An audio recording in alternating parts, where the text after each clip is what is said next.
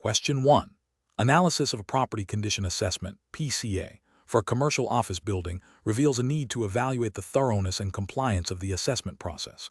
Which of the following approaches best represents a professional and compliant PCA, adhering to the principles expected in a CIC Commercial Property Institute exam context?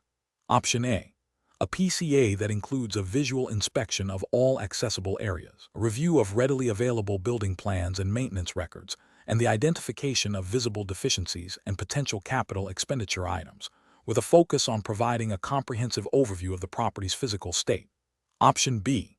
A PCA that is completed rapidly to meet a tight closing deadline, relying heavily on the seller's representations without independent verification of critical building components.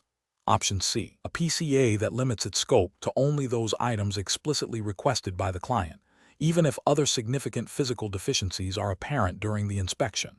Option D.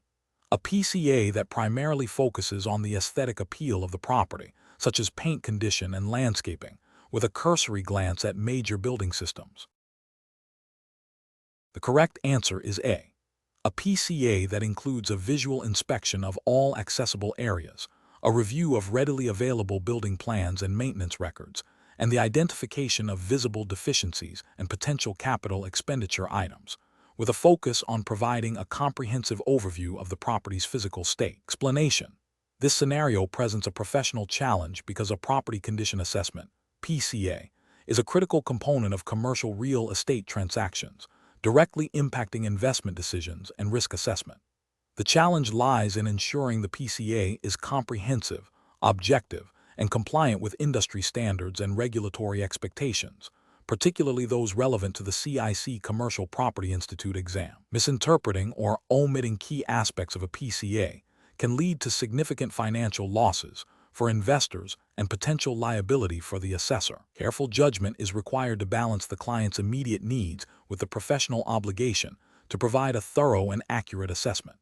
The correct approach involves a systematic and thorough evaluation of the property's physical condition, identifying existing deficiencies, potential future issues, and compliance with relevant building codes and standards.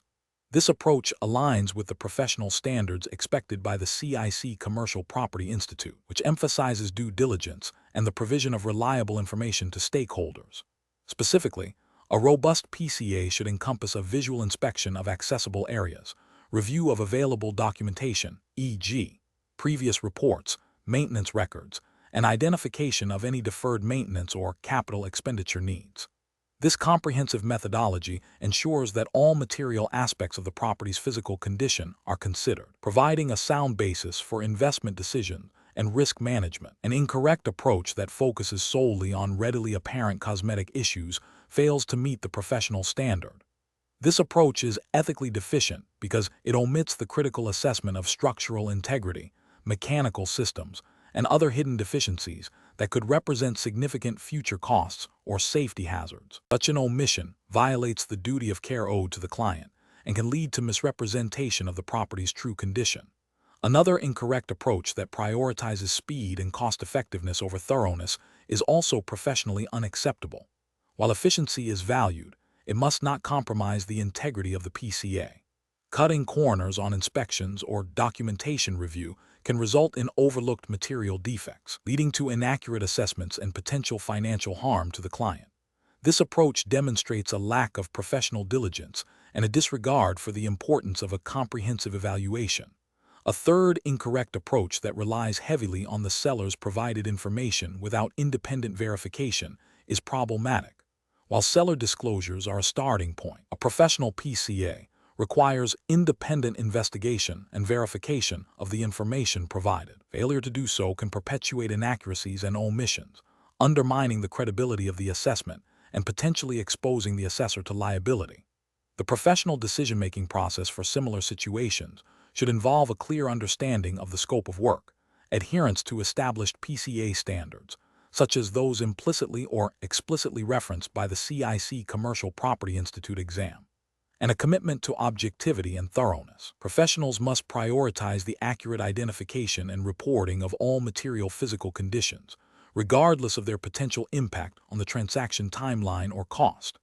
This involves a systematic process of inspection documentation review, and analysis, culminating in a report that provides a clear and unbiased assessment of the property's condition. Question 2. The investigation demonstrates that a commercial property investor is considering diversifying their portfolio across several property types, including office buildings, retail centers, industrial warehouses, multifamily apartment complexes, and hospitality venues. The investor needs to determine which property type is most aligned with their stated goal of achieving stable, long-term rental income with moderate risk, while strictly adhering to the regulatory framework and guidelines relevant to the CIC Commercial Property Institute exam. Option A. Invest in property types that require minimal initial capital outlay, even if they present higher regulatory hurdles or operational risks. Option B. Prioritize property types with established, predictable leasing structures and lower susceptibility to rapid technological or consumer behavior shifts, ensuring thorough due diligence on local zoning, landlord-tenant laws, and environmental compliance for each specific property type. Option C. Select property types that are currently experiencing a surge in demand, without a detailed review of the underlying regulatory requirements or long-term market sustainability. Option D. Focus on property types with the highest potential for rapid capital appreciation, irrespective of the regulatory complexities or market volatility associated with their operation. The correct answer is B. Prioritize property types with established, predictable leasing structures and lower susceptibility to rapid technological or consumer behavior shifts, ensuring thorough due diligence on local zoning, landlord-tenant laws, and environmental compliance for each specific property type. Explanation. This scenario presents a professional challenge because a commercial property investor must accurately assess the suitability of different property types for a specific investment strategy, considering the unique characteristics and market dynamics of each.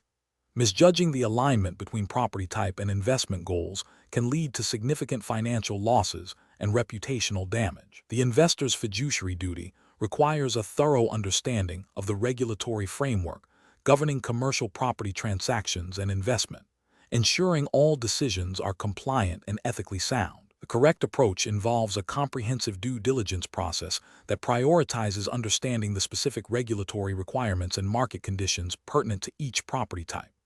This includes evaluating zoning laws, environmental regulations, tenant protection statutes, and local economic development incentives that directly impact the viability and profitability of office, retail, industrial, multifamily, and hospitality properties. Adhering to the CIC Commercial Property Institute exam's emphasis on regulatory compliance and ethical conduct means ensuring that the chosen property type aligns with the investor's risk tolerance, capital availability, and long-term objectives, all within the bounds of applicable laws and guidelines. An incorrect approach would be to focus solely on potential returns without a thorough regulatory and market analysis. For instance, selecting a property type based on anecdotal evidence or a superficial understanding of market trends, without investigating specific local ordinances or national regulatory frameworks that might restrict its use or impact its operational costs, constitutes a failure to exercise due diligence. Another incorrect approach is to overlook the distinct regulatory landscapes for each property type. For example, assuming that regulations applicable to industrial properties are interchangeable with those for multifamily housing. This demonstrates a lack of understanding of the nuanced legal and operational considerations that differentiate these sectors, leading to potential noncompliance and investment failure. Professionals should employ a structured decision-making process that begins with clearly defining investment objectives and risk appetite. This is followed by in-depth research into the regulatory environment for each potential property type, including an analysis of market demand, supply dynamics, and economic forecasts. A critical step is to consult with legal and real estate experts to ensure a comprehensive understanding of all relevant laws and guidelines. Finally, a comparative analysis of property types, weighted by regulatory compliance, market feasibility, and alignment with investment goals, should guide the final decision. Question 3. During the evaluation of a commercial property using the cost approach, the appraiser encounters significant challenges in accurately quantifying accrued depreciation due to a lack of direct market comparables for used building components. The appraiser must decide on the most appropriate methodology to estimate physical deterioration, functional obsolescence, and external obsolescence. Ensuring compliance with the CIC Commercial Property Institute exams standards for depreciation estimation. Which of the following represents the most professionally sound and compliant approach to estimating accrued depreciation in this scenario? Option A. Systematically identify and quantify each component of accrued depreciation, physical deterioration, functional obsolescence, and external obsolescence, by employing the most reliable available data and methods, such as the observed condition method or breakdown method, and justifying the selection based on the property's specific characteristics and available evidence. Option B. Apply a standard depreciation rate based on the building's age. Assuming this is a widely accepted shortcut for estimating accrued depreciation when specific data is scarce. Option C.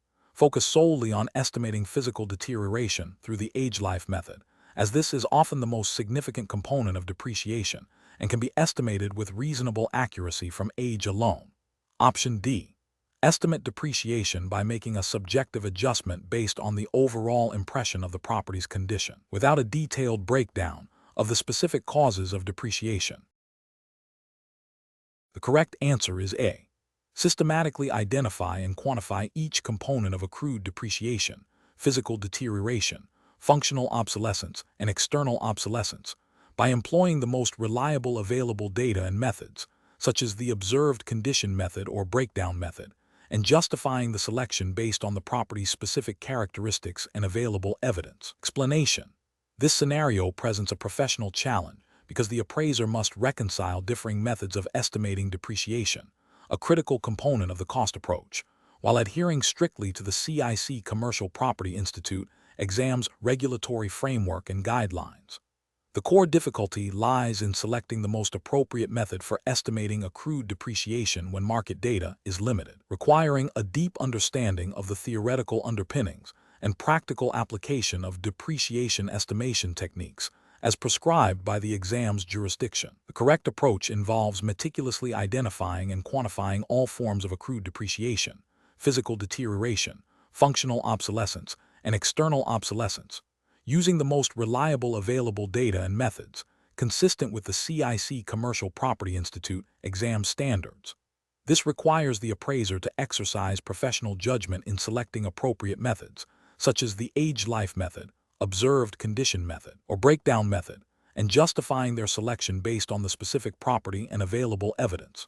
Regulatory justification stems from the exam's emphasis on accurate and defensible valuations, which necessitates a thorough and systematic approach to depreciation. Ethical considerations demand transparency and objectivity in the appraisal process, ensuring that the chosen depreciation methods are applied consistently and without bias. An incorrect approach would be to arbitrarily select a depreciation percentage without a systematic analysis of the property's condition and obsolescence factors. This fails to meet the regulatory requirement for a well-supported and defensible valuation, and violates ethical principles of due diligence and professional competence. Another incorrect approach would be to solely rely on a single method of depreciation estimation, such as the age-life method, without considering other contributing factors like functional or external obsolescence, or without verifying its applicability through observed condition. This demonstrates a lack of comprehensive analysis and a failure to adhere to the holistic approach to depreciation estimation expected by the exam standards. Furthermore, using outdated or irrelevant data to estimate depreciation would be a significant regulatory and ethical failure, as it compromises the accuracy and reliability of the appraisal. The professional decision-making process for similar situations should involve a systematic review of the property's physical characteristics, functional design, and external environment. The appraiser must then identify the most appropriate methods for estimating each component of depreciation, gathering all relevant data, and applying the chosen methods consistently. The selection and application of these methods must be clearly documented and justified in the appraisal report, demonstrating adherence to the CIC Commercial Property Institute exam's regulatory framework and ethical guidelines. Question 4. System analysis indicates that a commercial property investor is seeking to diversify their portfolio into a new geographic market. They have provided you with historical rental yield data for various property types in that market. Which of the following approaches best aligns with the CIC Commercial Property Institute exam's emphasis on informed decision-making regarding economic indicators impacting commercial real estate. Option A. Focus exclusively on the historical rental yield data provided, assuming past performance is the most reliable predictor of future returns in any market. Option B. Rely on the opinions of local real estate agents regarding market potential, without independently verifying their assessments with economic data. Option C. Conduct a superficial review of national economic news to identify any general positive or negative sentiment towards commercial real estate without deep diving into specific indicators. Option D. Prioritize a detailed analysis of current and projected interest rate movements, inflation forecasts, and local employment growth trends to assess the market's future economic health and its impact on rental demand and property values. The correct answer is D. Prioritize a detailed analysis of current and projected interest rate movements, inflation forecasts, and local employment growth trends to assess the market's future economic health and its impact on rental demand and property values. Explanation: this scenario is professionally challenging because it requires a commercial property professional to synthesize complex economic data and translate it into actionable investment strategies, all while adhering to the strict ethical and regulatory standards of the CIC Commercial Property Institute exam. The pressure to make sound financial recommendations based on forward-looking economic trends, rather than solely on historical performance, demands a nuanced understanding of market dynamics and a commitment to due diligence. The challenge lies in distinguishing between short-term market fluctuations and long-term economic shifts that will fundamentally alter commercial real estate values and demand. The correct approach involves a comprehensive analysis of leading economic indicators that have a direct and predictable impact on commercial real estate markets. This includes evaluating factors such as interest rate trends, employment growth projections, consumer spending patterns, and inflation forecasts. By understanding how these indicators influence property values, rental income potential, and investor sentiment, professionals can make informed recommendations that align with the client's risk tolerance and investment objectives, while also complying with the CIC's emphasis on prudent financial advice and market expertise. This approach prioritizes a forward-looking, data-driven decision-making process. An incorrect approach would be to solely rely on past performance data without considering current and projected economic conditions. This fails to acknowledge the dynamic nature of real estate markets and the significant influence of macroeconomic factors. Such a method risks recommending investments that are no longer viable or that carry unforeseen risks due to changing economic landscapes, potentially violating the CIC's ethical guidelines regarding competence and diligence. Another incorrect approach would be to focus on a single economic indicator in isolation, ignoring the interconnectedness of various economic forces. Example, focusing only on inflation without considering interest rate policy or employment trends would provide an incomplete picture and lead to potentially flawed conclusions. This demonstrates a lack of comprehensive market analysis, a core expectation for CIC-certified professionals. A further incorrect approach would be to make recommendations based on anecdotal evidence or speculative market rumors rather than on rigorous economic analysis. This bypasses the professional obligation to provide advice grounded in objective data and sound reasoning, exposing both the professional and the client to undue risk and violating the CIC standards for professional conduct. The professional decision-making process for similar situations should involve a structured framework. First, clearly define the client's investment goals and risk profile. Second, identify and gather relevant economic data, focusing on leading indicators with a proven correlation to commercial real estate performance. Third, analyze this data critically, considering potential future scenarios and their implications. Fourth, synthesize the findings to develop strategic recommendations that are both financially sound and ethically defensible, ensuring full compliance with CIC regulations. Finally, communicate these recommendations clearly and transparently to the client, outlining the rationale and potential risks. Question 5. Quality control measures reveal that a commercial property manager has been consistently awarding contracts to a specific vendor for maintenance services. Further investigation indicates that this vendor is owned by a close personal friend of the property manager. The property manager has not disclosed this relationship to their employer and there is no evidence of a formal bidding process for these contracts. Which of the following is the most appropriate course of action for the property manager to take immediately? Option A. Continue awarding contracts to the vendor as long as the services are satisfactory and the pricing is competitive, assuming the personal relationship does not influence decisions. Option B. Inform the vendor that their services are no longer required due to a potential conflict of interest and seek alternative vendors. Option C. Discuss the situation privately with the vendor to agree on a plan to manage the perceived conflict without involving senior management. Option D. Immediately disclose the personal relationship to senior management and the compliance department, and cease all direct involvement in the vendor selection and contract management process for this vendor pending an internal review. The correct answer is D. Immediately disclose the personal relationship to senior management and the compliance department, and cease all direct involvement in the vendor selection and contract management process for this vendor pending an internal review. Explanation. Scenario analysis. This scenario is professionally challenging because it involves a potential conflict of interest and a breach of vendor management protocols. A property manager has a personal relationship with a vendor that could influence procurement decisions, potentially leading to noncompliance with fair bidding practices and the organization's internal policies. Ensuring vendor integrity and adherence to contractual obligations is paramount in commercial property management to maintain operational efficiency, cost-effectiveness, and client trust. The quality control measures have highlighted a deviation from standard practice, necessitating a thorough review and corrective action. Correct approach analysis. The correct approach involves immediately escalating the issue to senior management and the compliance department. This action is right because it adheres to established governance structures and ensures that any potential conflict of interest or policy violation is handled objectively and impartially.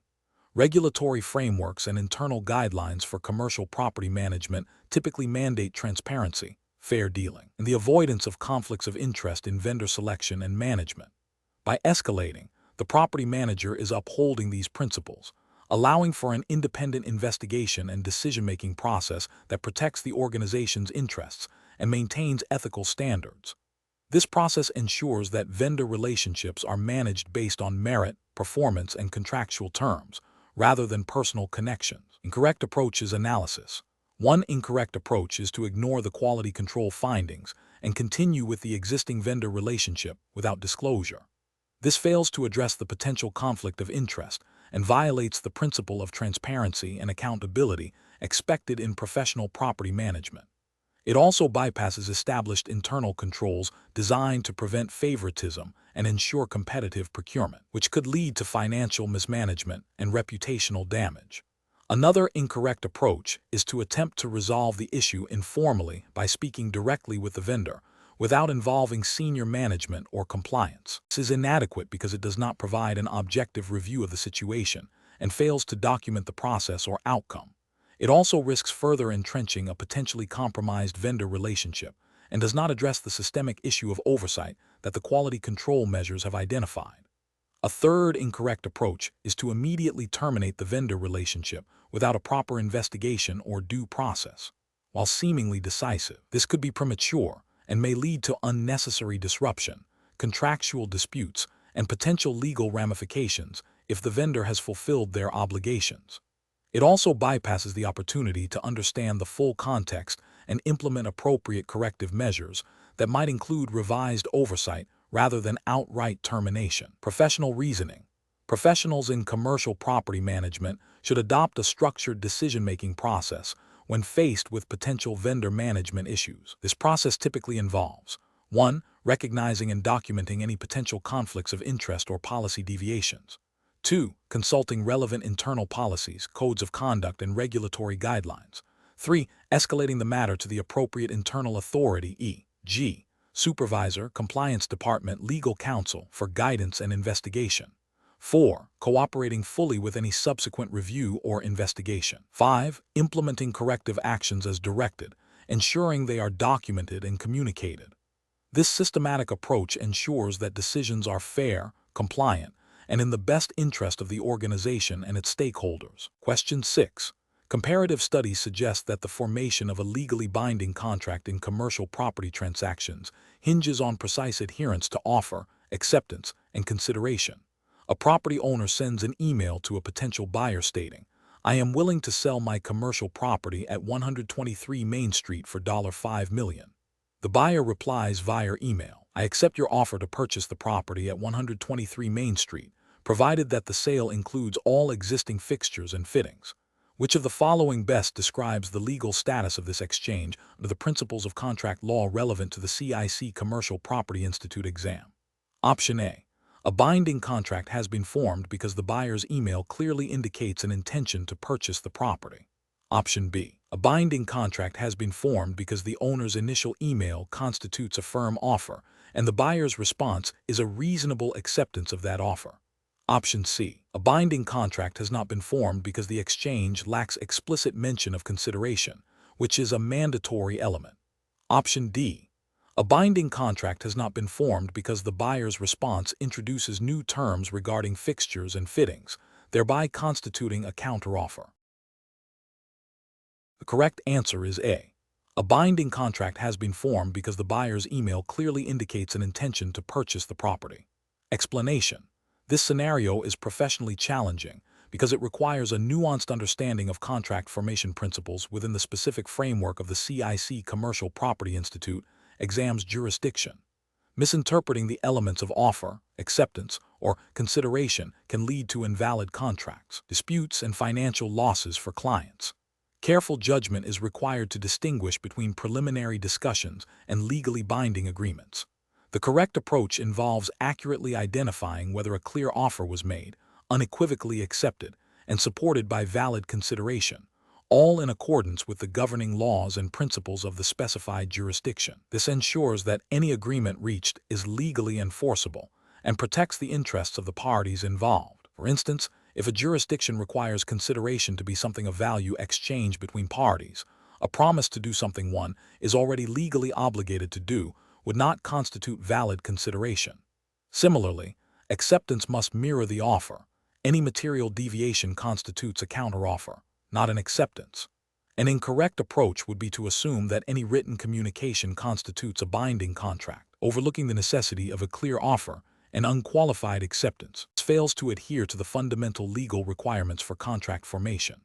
Another incorrect approach is to consider a verbal agreement as automatically binding without verifying if all essential terms were agreed upon, and if there is sufficient evidence to prove such an agreement, especially in commercial property transactions where certain agreements may require writing. A further failure lies in assuming that stated intention to proceed without a formal acceptance of specific terms creates a contractual obligation. This disregards the legal requirement for a definitive acceptance that aligns with the offer. Professionals should employ a decision-making framework that prioritizes a thorough review of all communications and actions against the established legal tests for offer, acceptance, and consideration. This involves asking, was there a clear and definite offer? Was there an unequivocal and communicated acceptance of that offer? Was there a bargain for exchange of something of legal value, consideration between the parties? Any doubt regarding these elements necessitates further clarification or formalization before proceeding as if a binding contract exists. Question 7.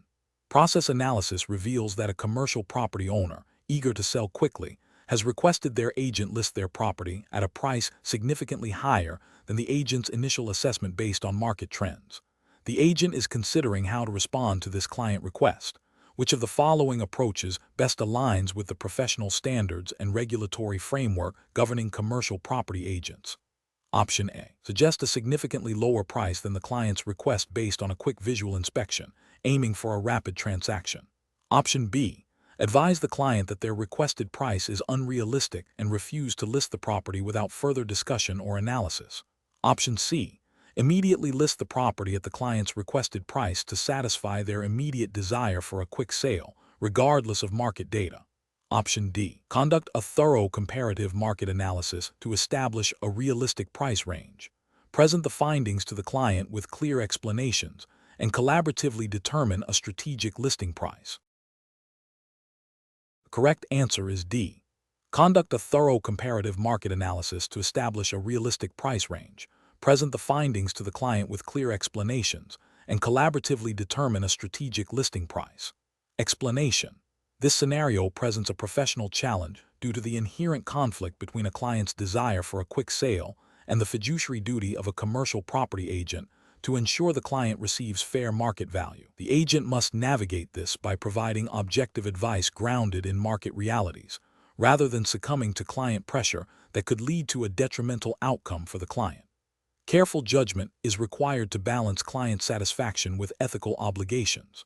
The correct approach involves a comparative market analysis that accurately reflects current market conditions and recent comparable sales. This approach is ethically and regulatorily sound because it aligns with the agent's duty to act in the client's best interest, which includes providing informed advice on pricing. The CIC Commercial Property Institute exam syllabus emphasizes the importance of objective valuation methods. By presenting a range of potential sale prices based on solid data, the agent fulfills their obligation to educate the client and enable them to make an informed decision, thereby avoiding misrepresentation or negligence. An incorrect approach would be to immediately agree to list the property at the client's desired, potentially inflated, price without conducting a thorough comparative market analysis. This fails to uphold the agent's duty of care and competence, as it bypasses a fundamental step in property valuation. It could lead to the property languishing on the market, damaging the client's perception of value and potentially necessitating significant price reductions later, which is not in the client's best interest. Ethically, it borders on misrepresentation by omission, as the client is not being fully informed about realistic market expectations. Another incorrect approach is to dismiss the client's desired price outright without any attempt at justification or explanation. While the agent may believe the price is too high, a complete dismissal without presenting supporting data from a comparative analysis can alienate the client and damage the professional relationship. It fails to demonstrate the agent's expertise and the value they bring in guiding the client through the selling process. This approach lacks the necessary communication and educational component required for effective client management. A third incorrect approach would be to suggest a price significantly below the client's expectation based on a cursory glance, without a formal comparative market analysis. This could be interpreted as an attempt to secure a quick sale for the agent's benefit rather than the client's, or it may indicate a lack of diligence and expertise. It fails to provide a defensible basis for the valuation, and could expose the agent to accusations of incompetence or acting against the client's best interests. The professional decision-making process for similar situations should involve 1. Actively listening to and understanding the client's objectives and expectations. 2. Conducting a comprehensive and objective comparative market analysis using reliable data. 3. Presenting the findings of the analysis to the client clearly and professionally, explaining the rationale behind the suggested price range. 4. Discussing the implications of different pricing strategies on market exposure and sale timeline. 5. Collaborating with the client to set a realistic and strategic listing price based on the analysis and their goals, while maintaining ethical integrity. Question 8. Investigation of a commercial property for potential acquisition reveals a history of industrial use by previous tenants. To effectively assess potential environmental liabilities under CIRCLA and determine eligibility for brownfields redevelopment, which of the following approaches represents the most prudent and legally compliant initial step? Option A. Immediately initiate extensive soil and groundwater sampling across the entire property to detect any contaminants. Option B. Assume no significant environmental issues exist due to the property's current visual condition and lack of obvious signs of pollution. Option C. Rely exclusively on publicly available government environmental databases to identify any recorded contamination. Option D. Conduct a comprehensive Phase I environmental site assessment, ESSA, to identify potential and existing environmental contamination liabilities. The correct answer is D. Conduct a comprehensive Phase I environmental site assessment, ESSA, to identify potential and existing environmental contamination liabilities. Explanation: this scenario is professionally challenging because it requires a commercial property professional to navigate complex environmental regulations, specifically CIRCLA and its related brownfields initiatives, while balancing the financial interests of their client with potential environmental liabilities. The core challenge lies in accurately assessing the environmental risks and understanding the implications of different investigative approaches under the relevant regulatory framework. A failure to conduct a thorough and appropriate environmental assessment can lead to significant financial penalties, legal liabilities, and reputational damage for the client and the professional. The correct approach involves conducting a Phase I environmental site assessment, ESSA, as the initial step. This approach is correct because it aligns directly with the requirements and best practices established by CIRCLA and its implementing regulations. A Phase I ESA is designed to identify potential or existing environmental contamination liabilities associated with a property by reviewing historical records, conducting site reconnaissance, and interviewing knowledgeable parties. This systematic process helps to establish all appropriate inquiries defenses under CIRCLA, which is crucial for protecting a buyer from inheriting liability for pre-existing contamination. It is the legally recognized and professionally accepted first step in assessing environmental risk.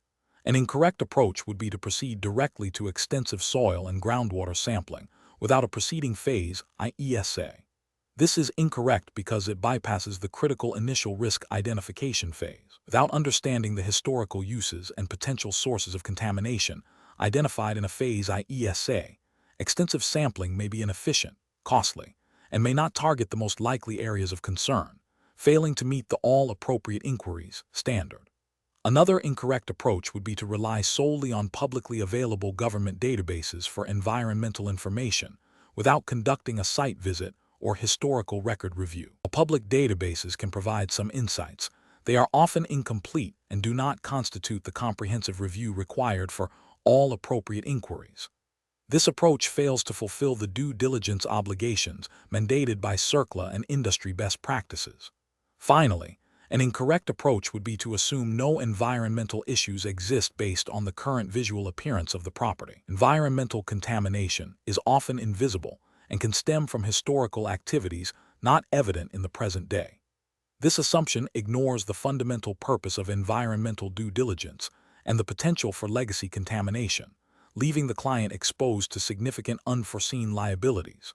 Professionals should employ a systematic decision-making process that prioritizes regulatory compliance and risk mitigation. This involves understanding the specific requirements of CIRCLA and related state laws, conducting thorough due diligence in a phased approach, starting with Phase I ESA, documenting all investigative steps meticulously, and consulting with environmental professionals when necessary. The goal is to identify and quantify environmental risks early in the transaction process to inform decision-making and protect the client's interests. Question 9. The control framework reveals that a tenant is negotiating a new commercial lease and has raised two key points. First, a desire for a very specific and limited definition of operating expenses to avoid unexpected cost increases, and second, a request for the lease to explicitly state the landlord's responsibility for all structural repairs to the building. The landlord's representative has proposed a broad definition of operating expenses and a general clause stating the tenant is responsible for all repairs not explicitly excluded. Which approach best navigates these negotiation points within the principles of sound commercial leasing practice? Option A.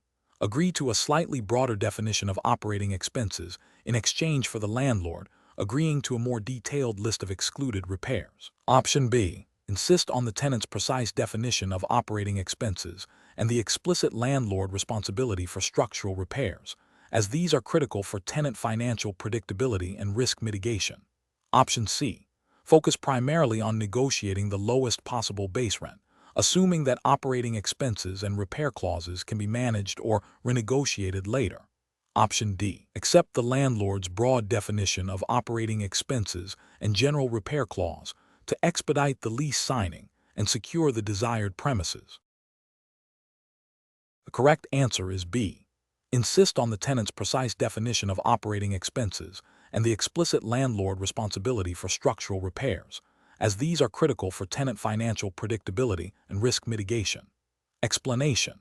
This scenario is professionally challenging because it requires a nuanced understanding of lease agreement negotiation within the specific regulatory framework of the CIC Commercial Property Institute exam. The challenge lies in balancing the landlord's desire for flexibility with the tenant's need for security and predictability, all while adhering to relevant statutory requirements and best practices for commercial leasing. Careful judgment is required to identify clauses that, while seemingly standard, could create undue risk or disadvantage for either party if not properly negotiated and understood. The correct approach involves prioritizing the tenant's request for a clear and unambiguous definition of operating expenses and ensuring that the lease agreement explicitly outlines the landlord's responsibilities for structural repairs. This approach is correct because it directly addresses potential areas of dispute and financial burden that are common in commercial leases. By seeking clarity on operating expenses, the tenant aims to prevent unexpected cost increases and ensure transparency in their financial obligations. Similarly, explicitly defining the landlord's responsibility for structural repairs shifts the risk of major capital expenditures away from the tenant, aligning with common commercial leasing practices where tenants typically bear responsibility for internal maintenance and repairs, while landlords are responsible for the building's integrity. This aligns with the principle of fair dealing and the expectation of a functional and structurally sound premises for the tenant's business operations. An incorrect approach would be to concede to the landlord's broad definition of operating expenses without further negotiation. This fails to uphold the tenant's right to understand and control their financial commitments, potentially leading to disputes over charges that are not directly related to the tenant's use of the premises. Ethically, this could be seen as a failure to act in the tenant's best interest by not securing a fair and transparent lease. Another incorrect approach would be to accept the landlord's vague statement regarding repairs, implying that the tenant will be responsible for all repairs not explicitly excluded. This creates significant uncertainty for the tenant regarding potential unforeseen costs for major structural issues, which are typically the landlord's responsibility. This approach fails to establish clear lines of responsibility, increasing the likelihood of future conflict and potentially placing an unfair financial burden on the tenant. A third incorrect approach would be to focus solely on the rental rate and overlook the implications of the operating expense and repair clauses. While the rental rate is a primary consideration, neglecting these other critical clauses can lead to a lease that appears attractive initially, but becomes financially burdensome or operationally problematic over its term. This demonstrates a lack of comprehensive due diligence in lease negotiation, failing to protect the tenant's long-term interests. The professional decision-making process for similar situations should involve a thorough review of all lease clauses, identifying potential ambiguities or areas of risk. Professionals should prioritize clauses that define financial obligations, responsibilities for maintenance and repairs, and the scope of services provided. They should then engage in informed negotiation, seeking clarity and fairness for their client, while always being mindful of the relevant regulatory framework and ethical obligations to represent their client's interests diligently. Question 10. Strategic planning requires a commercial real estate investment advisor to balance a client's strong personal preference for a niche property type with the need for a sound, diversified investment portfolio.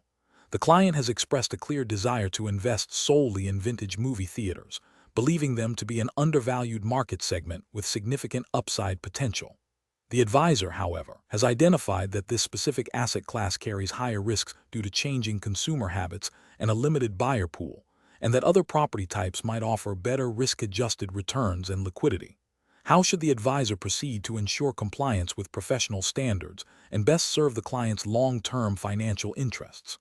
Option A. Agree to the client's request to focus exclusively on vintage movie theaters and proceed with identifying and analyzing only properties within that specific niche, assuming the client's judgment is paramount.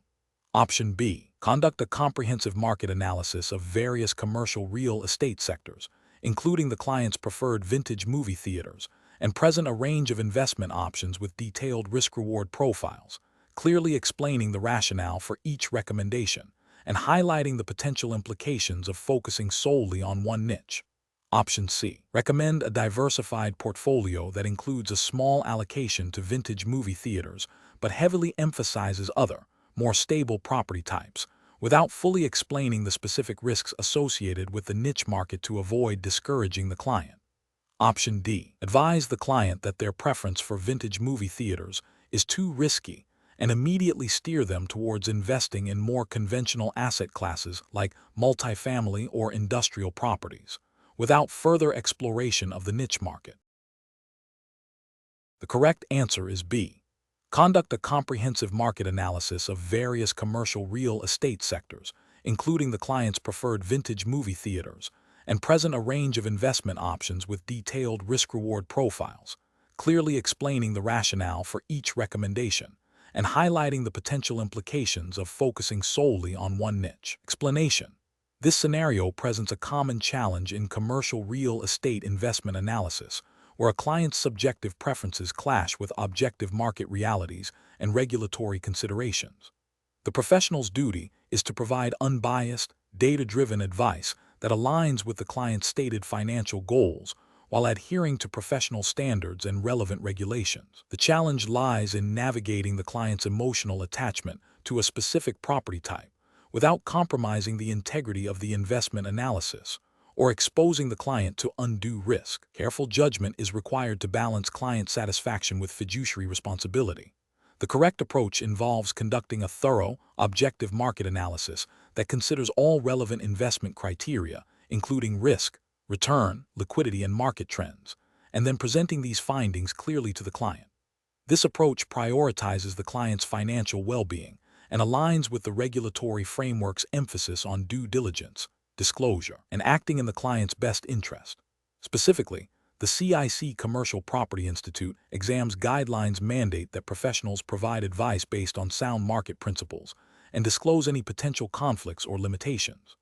Presenting a diversified range of investment options, supported by robust analysis, ensures the client can make an informed decision based on objective data rather than solely on personal preference. An incorrect approach would be to solely focus on the client's stated preference for a specific property type, without critically evaluating its investment viability. This fails to meet the professional obligation to provide objective advice and could lead to a suboptimal investment for the client, potentially violating the duty of care.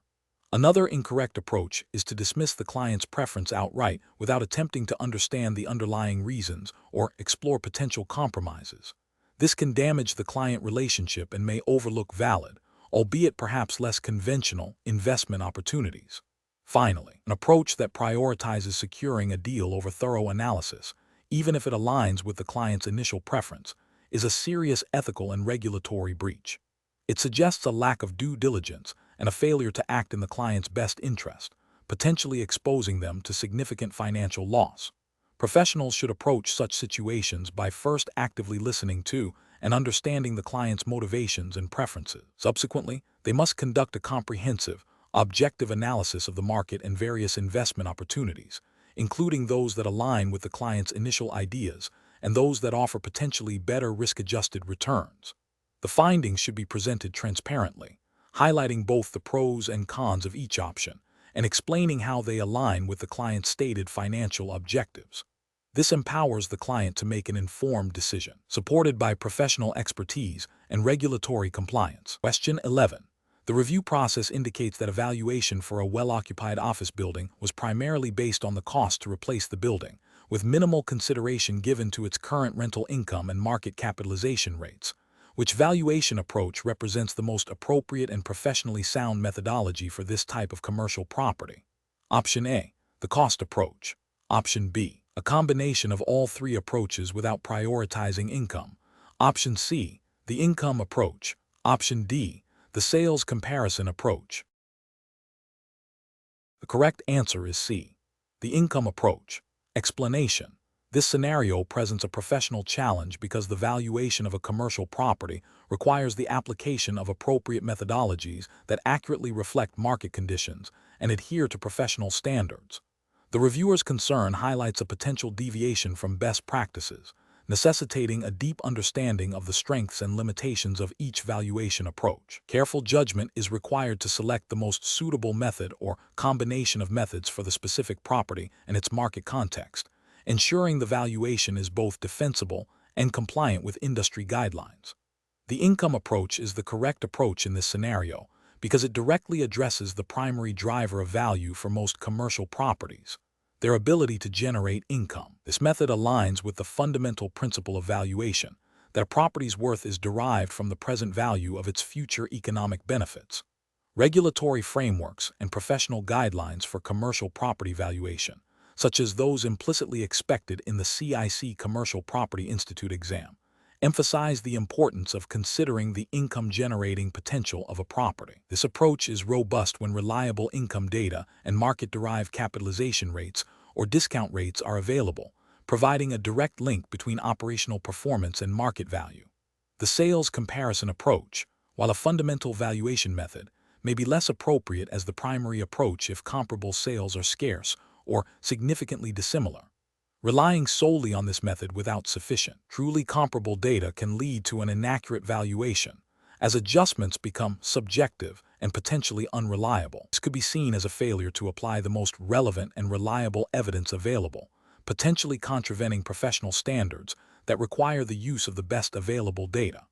The cost approach is generally considered a secondary method for established commercial properties, particularly those with significant age or functional obsolescence. Its primary utility lies in valuing new or unique properties where income or sales data is limited. Using the cost approach as the sole or primary method for a typical income-producing commercial property overlooks the market's direct assessment of its income-generating capacity. This failure to prioritize the income-generating aspect, which is central to commercial property value, represents a significant deviation from best practice and could be considered an ethical lapse if it leads to an unrepresentative valuation. Professional decision-making in valuation requires a systematic process. First, understand the property type and its market. For commercial properties, the income approach is typically the most relevant starting point. Second, gather all available data, including income and expense statements, market rental rates, vacancy rates, and comparable sales. Third, critically assess the quality and relevance of the data for each valuation approach. Fourth, apply the most appropriate method, justifying the selection based on data availability and the property's characteristics. Finally, reconcile the results from different approaches to arrive at a final opinion of value, ensuring it is well supported and defensible. Question 12. Process analysis reveals that a commercial property agent is tasked with preparing a market analysis for a client seeking to sell an office building. The agent has identified several recent high-value sales of comparable office buildings in the area. To expedite the process and present a strong case for a high listing price, the agent considers focusing exclusively on these top-tier sales, while downplaying any data points that suggest a more moderate valuation. Which approach best aligns with the regulatory framework and professional best practices for this market analysis? Option A. Present a range of potential values based on optimistic market projections, emphasizing the upside potential for the client without fully detailing current market limitations. Option B. Conduct a comprehensive market analysis that includes a broad range of comparable sales, rental data, vacancy rates, economic indicators, and an assessment of current market trends, presenting a balanced view of potential values and risks. Option C. Prioritize the speed of the analysis by using readily available data from a few recent transactions, without delving into deeper market trends or economic factors. Option D. Focus the market analysis primarily on the most recent and highest-priced comparable sales to justify a premium listing price, while briefly mentioning other data points as outliers. The correct answer is B. Conduct a comprehensive market analysis that includes a broad range of comparable sales, rental data, vacancy rates, economic indicators, and an assessment of current market trends, presenting a balanced view of potential values and risks. Explanation. This scenario presents a professional challenge because a commercial property agent must balance the client's desire for a quick sale with the ethical and regulatory obligation to provide accurate and comprehensive market analysis.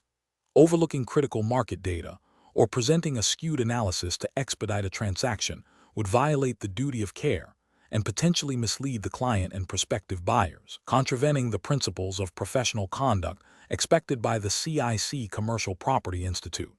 The agent must demonstrate due diligence and objectivity. The correct approach involves a thorough and unbiased assessment of current market conditions, including supply and demand dynamics, comparable sales, rental rates, vacancy trends, and economic indicators relevant to the specific commercial property sector and geographic location. This comprehensive analysis ensures that the valuation and marketing strategy are grounded in reality, providing the client with informed advice and enabling potential buyers to make well-reasoned decisions. This aligns with the regulatory framework's emphasis on professional competence, integrity, and the duty to act in the best interests of the client through accurate representation. An approach that focuses solely on recent high-value sales without considering their specific attributes or market context is flawed. This selective data presentation can create an artificially inflated perception of value, failing to account for unique property characteristics, lease terms, or market fluctuations that might have influenced those specific transactions. This misrepresentation violates the duty of honesty and can lead to unrealistic client expectations and a prolonged marketing period, ultimately harming the client. An approach that prioritizes speed of sale over the depth of market research is also unacceptable. While efficiency is valued, it cannot come at the expense of thoroughness. Omitting analysis of emerging market trends, economic headwinds, or the impact of zoning changes would be a failure to provide a complete picture. This oversight can lead to a mispricing of the property and a failure to identify potential risks or opportunities, thereby not fulfilling the agent's fiduciary duty to the client. The professional decision-making process for similar situations should involve a systematic evaluation of all relevant market data, a critical assessment of its applicability to the subject property, and the clear communication of findings to the client. Agents must maintain objectivity, resist pressure to manipulate data, and always adhere to the ethical standards and regulatory requirements governing their practice. When in doubt, seeking clarification or additional expertise is a sign of professional maturity. Question 13. Assessment of the most appropriate valuation methodology for a multi-tenant retail property in a mature urban market with limited recent comparable sales, but with stable and predictable rental income streams, considering the principles and guidelines relevant to the CIC Commercial Property Institute exam. Option A. Prioritize the income capitalization method due to the stable rental income and scarcity of comparable sales. Option B. Solely rely on the sales comparison method, attempting to adjust for differences in available comparable properties. Option C. Arbitrarily average the results obtained from the sales comparison and cost approaches. Option D. Exclusively utilize the cost approach, focusing on the replacement cost of the physical improvements. Correct answer is A. Prioritize the income capitalization method due to the stable rental income and scarcity of comparable sales. Explanation. Scenario analysis. This scenario presents a common implementation challenge in commercial property valuation, reconciling differing valuation methodologies when market data is scarce or ambiguous. The professional challenge lies in selecting the most appropriate valuation approach that is both compliant with the CIC Commercial Property Institute exam's regulatory framework and ethically sound, ensuring the valuation is fair, objective, and defensible. The pressure to provide a timely valuation, coupled with the inherent subjectivity in certain valuation inputs, necessitates a rigorous and well-justified approach. Correct approach analysis. The correct approach involves prioritizing the income capitalization method when a property's primary value driver is its rental income stream, especially in a market where comparable sales data is limited. This method aligns with the CIC Commercial Property Institute exam's emphasis on robust valuation principles that reflect the economic realities of commercial property. Regulatory guidelines within the CIC framework typically mandate that valuations should be based on the most reliable and relevant data available. In situations where rental income is predictable and a stable market exists for such income, the income capitalization method provides a direct link between the property's earning potential and its market value, offering a more objective basis than methods relying on less certain comparable sales. This approach is ethically sound, as it aims to provide a valuation that accurately reflects the property's investment potential, thereby serving the interests of stakeholders transparently. Incorrect approach is analysis. An approach that solely relies on the sales comparison method without sufficient comparable data is professionally unsound. This failure stems from a lack of adherence to the principle of using the most reliable evidence. If comparable sales are few, dissimilar, or outdated, the resulting adjustments become highly subjective and speculative, undermining the credibility of the valuation.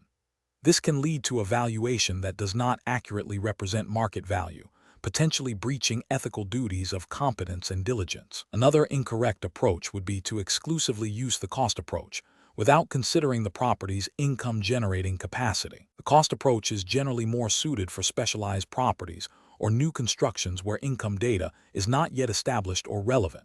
For income-producing commercial properties, neglecting the income stream, which is a primary determinant of value for investors, results in a valuation that is disconnected from market realities and investor expectations. This violates the principle of reflecting the property's highest and best use and its economic utility. A further incorrect approach would be to arbitrarily blend methodologies without a clear rationale or regulatory justification. While a valuer might consider multiple approaches, the final valuation must be supported by a reasoned conclusion based on the most appropriate method. A superficial or arbitrary combination of results from different methods, especially when one method is clearly superior given the property type and market conditions, demonstrates a lack of professional judgment and can lead to an unsupported and potentially misleading valuation. This fails to meet the standard of providing a well-reasoned and defensible opinion of value. Professional reasoning. Professionals should adopt a systematic process for selecting valuation methodologies. This involves first understanding the property type and its primary value drivers. Next, they must assess the availability and reliability of market data relevant to each valuation approach. The CIC Commercial Property Institute exams guidelines would direct professionals to prioritize methods that are most reflective of the property's economic performance and market conditions. If multiple methods are applicable, the valuer must critically evaluate the strengths and weaknesses of each in the specific context and provide a clear justification for the chosen approach or the weighting given to different methods. Ethical considerations require transparency about the methodologies used and the limitations of the data, ensuring stakeholders are informed about the basis of the valuation. Question 14. Upon reviewing a tenant's urgent request regarding a significant water leak originating from the roof of a commercial property, which is impacting their inventory and operational space, what is the most appropriate immediate course of action for the property manager to ensure compliance with property maintenance standards and lease obligations? Option A. Advise the tenant to contact their own insurance provider for compensation and to arrange for temporary repairs to their inventory. Option B. Inform the tenant that roof repairs are the responsibility of the property owner and that they should await further communication from the owner's office. Option C.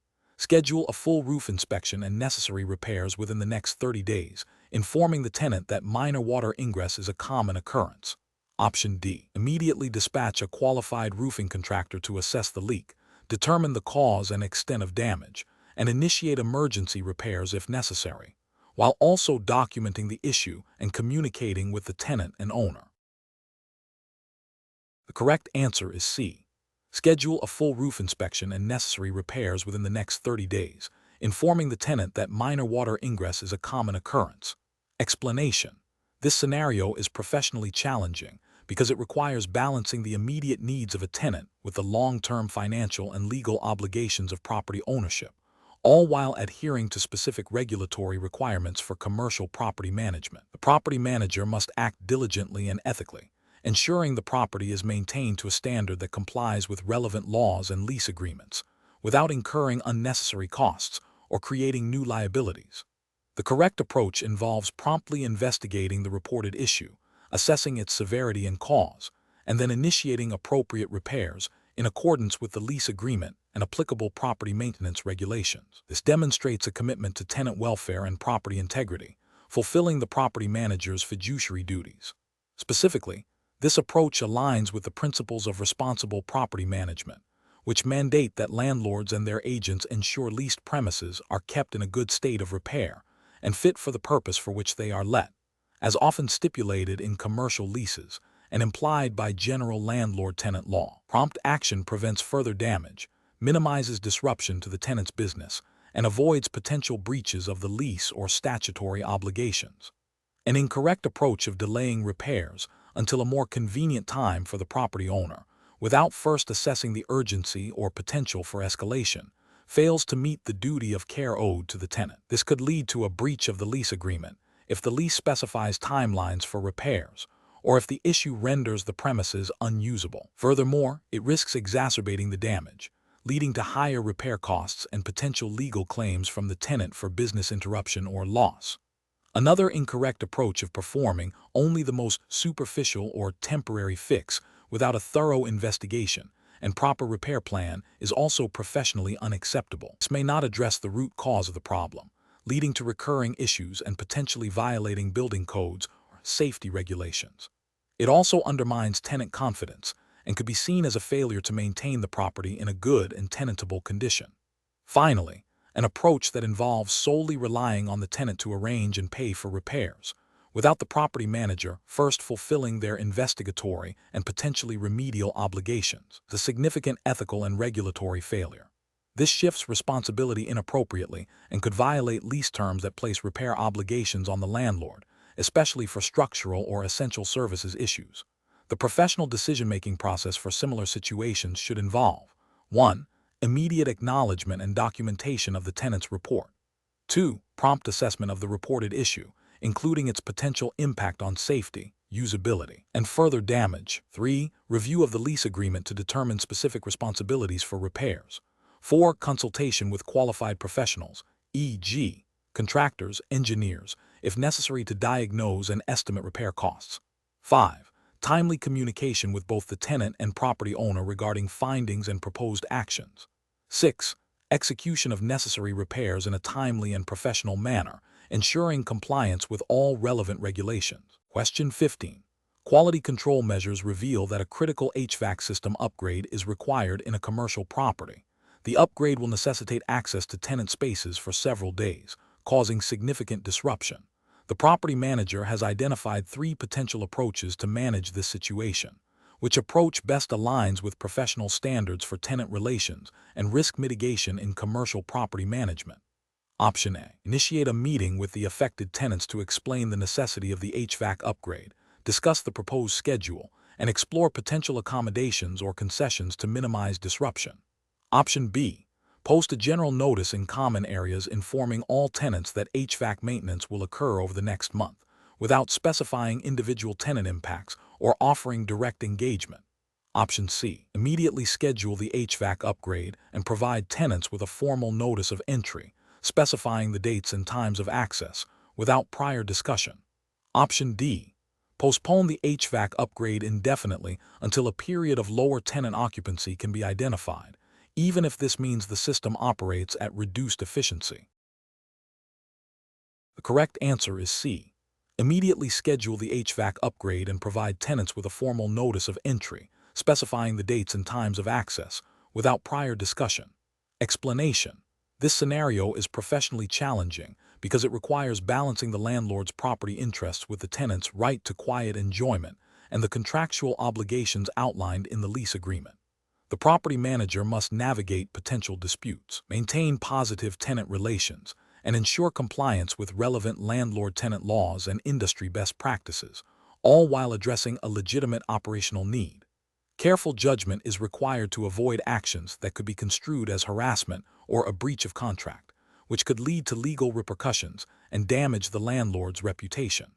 The correct approach involves proactive communication and negotiation. This means informing the tenant of the planned maintenance, explaining its necessity and duration, and offering reasonable accommodations or concessions to mitigate the disruption. This aligns with the principles of good faith dealings and the implied covenant of quiet enjoyment, which obligates landlords to ensure tenants can occupy their premises without undue interference. Industry guidelines and ethical standards for property managers emphasize transparency and tenant consideration in such situations. An incorrect approach that involves proceeding with the maintenance without prior notification or discussion fails to uphold the tenant's right to quiet enjoyment and potentially breaches the lease agreement. This can lead to tenant dissatisfaction, formal complaints, and legal action. Another incorrect approach, which is to delay the essential maintenance indefinitely to avoid any potential tenant inconvenience, is professionally irresponsible as it neglects the landlord's duty to maintain the property and could lead to more significant issues and costs later, potentially impacting the property's value and future rental income. Finally, an approach that involves issuing a formal notice of entry without attempting any prior communication or negotiation disregards the spirit of tenant relations and can escalate the situation unnecessarily, creating an adversarial environment. Professionals should adopt a decision-making framework that prioritizes open communication, understanding the tenant's perspective, and seeking mutually agreeable solutions. This involves reviewing the lease agreement for clauses related to maintenance and access, assessing the urgency and impact of the proposed work, and exploring all possible alternatives to minimize tenant disruption. The goal is to resolve the situation in a manner that is legally compliant, ethically sound, and preserves a positive landlord-tenant relationship. Question 16. Performance analysis shows that a tenant has submitted a request for reimbursement from their tenant improvement allowance for custom-designed lighting fixtures and a significant portion of the cost for a new HVAC system installation. The lease agreement specifies that the TI allowance is intended for leasehold improvements that permanently become part of the leased premises. Which of the following approaches best aligns with the regulatory framework and best practices for managing this tenant improvement allowance? Option A. Reimburse the tenant for the full cost of both the lighting fixtures and the HVAC system installation, assuming the tenant's interpretation of leasehold improvements is reasonable. Option B. Reimburse the tenant for the full cost of the lighting fixtures and the HVAC system installation, as these are significant improvements to the leased space. Option C. Reimburse the tenant for the lighting fixtures, as they are permanent fixtures, but require the tenant to bear the full cost of the HVAC system installation, as it is a major building system upgrade. Option D. Reimburse the tenant for a portion of the lighting fixtures based on a standard allowance for lighting and deny reimbursement for the HVAC system installation, citing it as a building system upgrade rather than a leasehold improvement. Correct answer is B.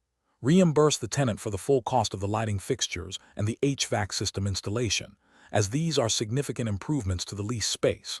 Explanation. This scenario is professionally challenging because the interpretation and application of tenant improvement (TI) allowances can significantly impact the financial viability of a commercial lease for both the landlord and the tenant. Misunderstandings or improper handling of TI funds can lead to disputes, financial losses, and damage to professional reputations. Careful judgment is required to ensure compliance with lease terms and relevant regulations, while also fostering a positive landlord-tenant relationship. The correct approach involves a thorough review of the lease agreement to understand the specific terms and conditions governing the tenant improvement allowance. This includes identifying what expenses are eligible for reimbursement, the process for submitting draw requests, the required documentation, and any caps or limitations on the allowance. Adhering strictly to these lease provisions and any applicable local or state regulations regarding commercial leasing and construction is paramount. This ensures that the landlord fulfills their contractual obligations and the tenant receives the agreed-upon funding for their improvements, preventing potential legal challenges and financial discrepancies.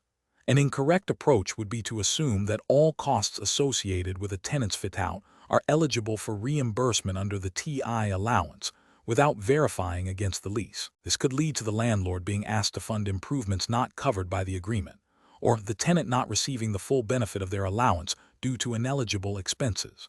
Another incorrect approach is to approve draw requests without proper documentation or verification of work completed.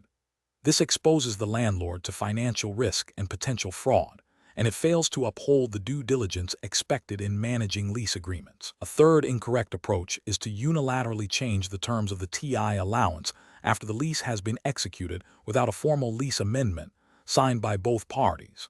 This violates the contractual agreement and can lead to significant disputes and legal action. Professionals should approach such situations by prioritizing clear communication and meticulous documentation. Before any work commences, both parties should have a shared understanding of the TI allowance terms. A structured process for draw requests, including detailed invoices and proof of work, should be established and followed consistently. When in doubt, seeking clarification from legal counsel or experienced property management professionals is advisable to ensure all actions are compliant and in the best interest of all parties involved. Question 17. Implementation of a highest and best use analysis for a vacant commercial parcel requires the appraiser to consider various potential development scenarios.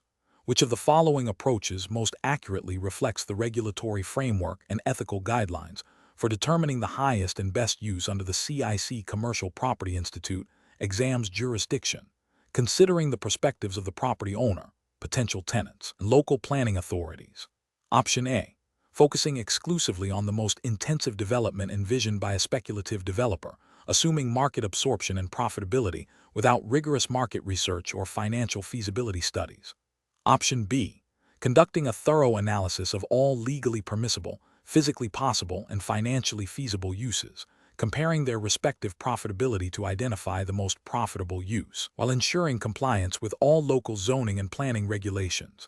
Option C, adopting the current zoning designation as the sole determinant of highest and best use, disregarding other potential uses that might be more profitable or physically achievable. Option D, prioritizing the use that offers the highest immediate rental income, as suggested by a prospective short-term tenant, without a comprehensive evaluation of long-term market demand or zoning compliance.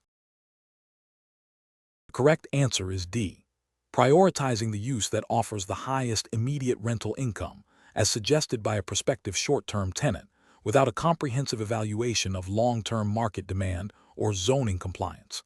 Explanation: the scenario presents a common challenge in commercial property valuation, balancing the interests of various stakeholders with the objective determination of highest and best use. The property owner seeks to maximize immediate return, potentially through a short-term lease to a tenant whose use might not be the most economically viable or legally permissible in the long run.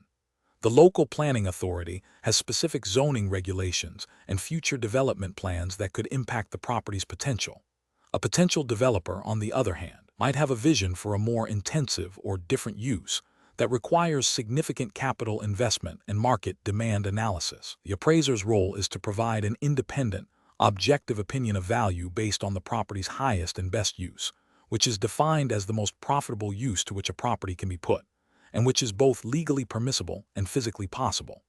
This requires a thorough understanding of the CIC Commercial Property Institute exam's regulatory framework, which emphasizes adherence to established valuation principles and ethical standards. The correct approach involves a comprehensive analysis that considers all legally permissible, physically possible, and financially feasible uses, and then determines which of these is the most profitable. This means the appraiser must investigate zoning ordinances, building codes, environmental regulations, and any deed restrictions to establish legal permissibility. Physical possibility requires assessing the site's topography, size, shape, and existing structures. Financial feasibility involves evaluating market demand, operating expenses, and potential revenues for each potential use. The appraiser must then compare the net operating incomes or other profitability metrics derived from these feasible uses to identify the one that yields the highest return. This aligns with the CIC Commercial Property Institute exam's emphasis on rigorous, evidence-based valuation practices that protect the public interest and maintain the integrity of the appraisal profession. An incorrect approach would be to prioritize the owner's immediate desire for a short-term lease without a thorough analysis of its long-term implications or alternative uses. This fails to meet the most profitable criterion of highest and best use, as it may overlook a more lucrative long-term development or use. Another incorrect approach would be to solely focus on the developer's speculative vision without substantiating its financial feasibility and market demand through robust market research. This could lead to an inflated valuation based on unproven assumptions. Furthermore, ignoring or misinterpreting local planning authority guidelines regarding zoning or future development would constitute a failure to consider legal permissibility, a fundamental requirement of highest and best use. Such an approach would violate the ethical obligation to provide an accurate and defensible valuation. Professional decision-making in such situations requires a systematic process. First, clearly define the scope of the appraisal and the property's characteristics. Second, conduct thorough research into legal permissibility, zoning, regulations, physical possibility, site characteristics, and market feasibility, demand, competition, economic conditions. Third, identify all potential uses that meet these criteria. Fourth, analyze the financial viability of each potential use, projecting income and expenses. Fifth, compare the profitability of each use to determine the highest and best use. Finally, clearly articulate the reasoning and evidence supporting the highest and best use conclusion in the appraisal report, adhering strictly to the CIC Commercial Property Institute exam standards. Question 18. Which approach would be most appropriate for a commercial property appraisal when the primary focus is on analyzing recent sales of similar properties and making necessary adjustments for differences in features and conditions, Adhering strictly to the CIC Commercial Property Institute exam's guidelines on data collection and comparative analysis. Option A, income capitalization approach. Option B, hypothetical development approach. Option C, sales comparison approach. Option D, cost approach. The correct answer is C, sales comparison approach. Explanation. This scenario is professionally challenging because the appraiser must select the most appropriate valuation method for a unique commercial property, ensuring compliance with the CIC Commercial Property Institute exam's regulatory framework, which emphasizes accuracy and defensibility. The appraiser needs to demonstrate a thorough understanding of the sales comparison approach's principles and its application to commercial properties, particularly concerning the collection and adjustment of comparable sales data. The correct approach involves a detailed comparative analysis of recent sales of similar commercial properties. This method is mandated and best practice under the CIC framework because it directly addresses the market's reaction to the subject property's characteristics by analyzing what buyers have actually paid for comparable properties. The framework requires appraisers to collect the most relevant and reliable data, identify significant differences between the subject property and comparables, and make appropriate adjustments to reflect these differences. This ensures the valuation is grounded in observable market behavior and is defensible to clients and regulatory bodies. Using a cost approach would be professionally unacceptable because it focuses on the cost to replace or reproduce the property, not on what the market is willing to pay. This approach is less reliable for older commercial properties where depreciation is difficult to accurately estimate and may not reflect current market demand or economic obsolescence. It fails to directly incorporate market sentiment, a core requirement for accurate commercial property valuation under the CIC guidelines. Employing an income capitalization approach, while relevant for income-producing commercial properties, might be less suitable if the primary goal is to establish a market value based on recent transactional data, especially if the subject property has unique features not easily captured by income projections alone, or if comparable sales data is abundant and highly relevant. While the income approach is a valid valuation method, the questions focus on adjustments and data collection within the sales comparison approach suggests that this is the primary method to be considered for this specific scenario, and deviating without strong justification would be a regulatory failure. The CIC framework prioritizes the most direct and reliable evidence of market value, which in this context is the sales comparison approach. Professionals should approach such situations by first identifying the most appropriate valuation approaches based on the property type and available data. They must then critically evaluate the strengths and weaknesses of each approach in relation to the specific property and the requirements of the CIC framework. The decision should be driven by the availability of reliable comparable data and the ability to make meaningful adjustments, ensuring the final valuation is well supported, transparent, and compliant with all regulatory and ethical standards. Question 19. The analysis reveals that a tenant has received their annual common area maintenance (CAM) charge reconciliation statement. Upon initial review, the tenant suspects that certain expenses may have been incorrectly allocated or are not permissible under the terms of their lease agreement. As the property manager responsible for overseeing this reconciliation, what is the most appropriate course of action to ensure compliance and maintain a professional relationship with the tenant? Option A. Conduct a detailed review of all supporting documentation for the CAM charges against the specific provisions of the lease agreement and relevant regulatory guidelines to identify any inaccuracies or misallocations before responding to the tenant. Option B. Forward the tenant's concerns directly to the landlord without any independent review or attempt to verify the accuracy of the charges. Option C. Accept the tenant's initial concerns at face value and agree to a significant reduction in the billed CAM charges to avoid further complications. Option D. Immediately inform the tenant that the reconciliation is accurate as provided by the landlord and that any disputes must be formally submitted through a legal process. The correct answer is A. Conduct a detailed review of all supporting documentation for the CAM charges against the specific provisions of the lease agreement and relevant regulatory guidelines to identify any inaccuracies or misallocations before responding to the tenant. Explanation. This scenario presents a common challenge in commercial property management. ensuring the accurate and fair reconciliation of common area maintenance (CAM) charges. The professional difficulty lies in balancing the landlord's need to recover operating expenses with the tenant's right to transparency and accuracy in billing. Mismanagement of CAM charges can lead to disputes, damage tenant relations, and potentially result in legal action.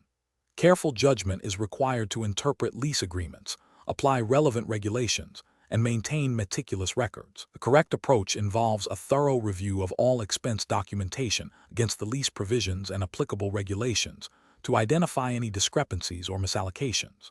This ensures that only legitimate and pro rata shareable expenses are passed on to the tenant, adhering to the principle of good faith and fair dealing inherent in commercial leases and mandated by regulatory frameworks governing landlord-tenant relationships.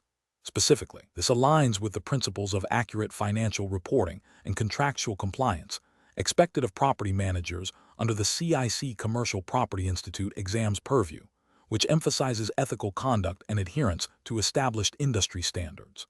An incorrect approach that involves simply accepting the landlord's initial CAM charge calculation without independent verification is professionally unacceptable. This fails to uphold the tenant's right to accurate billing and can lead to overcharging, violating the implied covenant of good faith and fair dealing, and potentially breaching specific clauses within the lease agreement that governs CAM charge reconciliation. Furthermore, it demonstrates a lack of due diligence and professional responsibility. Another incorrect approach, which is to immediately dispute every single line item without a systematic review and understanding of what constitutes a legitimate CAM expense, is also professionally unsound. While vigilance is important, an unsubstantiated and blanket dispute can be seen as obstructionist and unprofessional, potentially damaging the landlord-tenant relationship without a clear basis. This approach lacks the structured, evidence-based methodology required for effective dispute resolution and compliance. A third incorrect approach, which is to agree to a settlement that significantly deviates from the documented expenses and lease terms simply to expedite the process, undermines the integrity of the reconciliation process. This prioritizes expediency over accuracy and fairness, potentially setting a precedent for future disputes, and failing to adhere to the landlord's obligation to accurately recover expenses, and the tenant's right to pay only their fair share. The professional decision-making process for similar situations should involve a systematic, evidence-based approach. First, thoroughly understand the lease agreement's CAM provisions. Second, meticulously review all supporting documentation for the landlord's proposed charges. Third, compare these charges against the lease terms and any relevant statutory or regulatory guidelines. Fourth, identify specific discrepancies or questionable items and seek clarification or further documentation from the landlord. Fifth, engage in a constructive dialogue with the tenant, presenting clear explanations and supporting evidence. If disputes arise, pursue a resolution based on factual accuracy and contractual obligations, always prioritizing transparency and fairness. Question 20. The evaluation methodology shows an appraiser valuing a well-occupied retail property with consistent historical rental income and no anticipated significant changes in occupancy or rental rates in the near future. The appraiser is considering using an income capitalization method. Which of the following approaches would be most appropriate and compliant with the principles of reflecting current market value for this type of property? Option A. Yield capitalization based on projected future income streams and a discount rate. Option B. Direct capitalization utilizing a market-derived capitalization rate. Option C. A subjective capitalization rate reflecting the owner's desired return on investment. Option D. A blended approach combining elements of both direct and yield capitalization without specific market justification for the blend. The correct answer is B. Direct capitalization, utilizing a market-derived capitalization rate. Explanation. The evaluation methodology shows a scenario where a commercial property appraiser is tasked with valuing a retail property using the income capitalization approach. The challenge lies in selecting the most appropriate method within this approach, considering the specific characteristics of the property and the market. The appraiser must adhere to the CIC Commercial Property Institute exam's regulatory framework, which emphasizes accuracy, objectivity, and adherence to established appraisal principles. The correct approach involves selecting the method that best reflects the property's income-generating potential and the market's expectations for return on investment. For a stable, income-producing property with predictable cash flows, direct capitalization is often the most suitable. This method uses a single capitalization rate derived from market data to convert the net operating income, NOI, into a value indication. Its strength lies in its simplicity and direct reflection of current market conditions for similar properties. Regulatory compliance is achieved by ensuring the capitalization rate is robustly supported by comparable sales and market analysis, as mandated by appraisal standards that require market-derived rates. An incorrect approach would be to solely rely on yield capitalization without proper justification. While yield capitalization is valuable for properties with complex income streams or anticipated changes in value over time, its application requires detailed projections of future income and reversionary value, along with an appropriate discount rate. Using it for a stable property where direct capitalization is more appropriate can lead to an over-reliance on speculative future projections, potentially deviating from the principle of reflecting current market value as supported by observable data. This could be seen as a failure to use the most efficient and market-responsive valuation method, potentially violating appraisal standards that prioritize reliable and verifiable data. Another incorrect approach would be to apply a capitalization rate that is not derived from the market. For instance, using a rate based on the owner's desired return or a subjective assessment of risk, rather than one supported by comparable sales and market analysis, is a direct violation of appraisal principles and regulatory requirements. Such an approach introduces bias and lacks objectivity, undermining the credibility of the appraisal.